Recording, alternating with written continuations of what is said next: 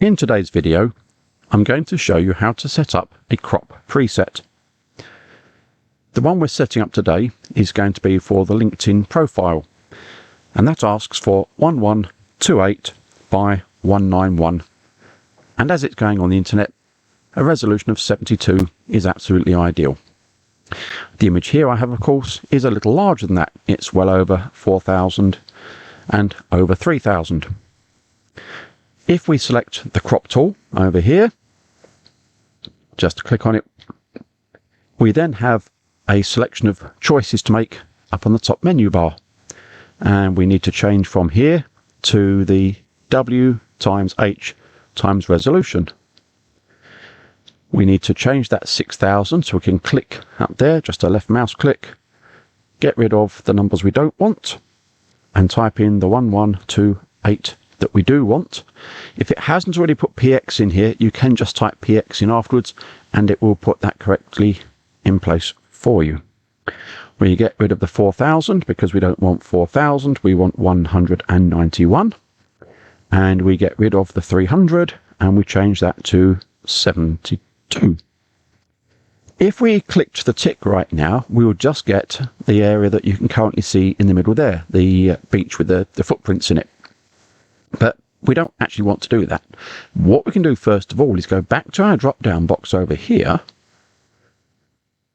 and we can make this a new crop preset, which means of course we can use it later on if we wish. And you can call this whatever you wish. In this case, of course, it's going to be LinkedIn. So we'll call that LinkedIn. Very original. Okay, so we've now got a crop preset saved, but it's not in the right place. All we need to do to make this work is move on to our box that we've chosen, hold down our left mouse key, and we can now drag the image around. So the box stays where it should be, and we actually move the image around in relation to the box. It will snap left and right for you quite nicely, and once you've got it where you want it to be, it's entirely subjective of course, let go of the mouse key, click the tick, and of course it all disappears off to one side because it's now very small.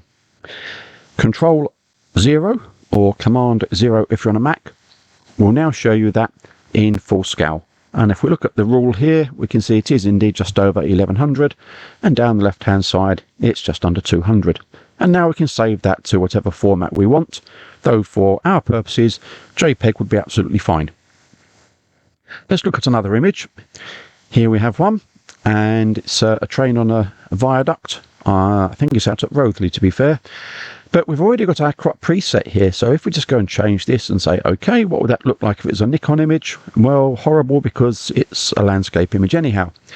But we can go back to our wonderfully saved LinkedIn crop, and again, once more, we can hold down the left mouse key, and we can move the image where we want it to be within our crop box.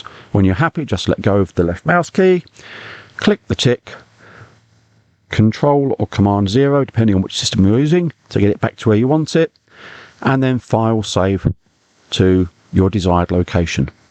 Hope you find that useful, but as ever, give us a call, catch us up in the forums, meet us in chat, and we'll help you out however we can.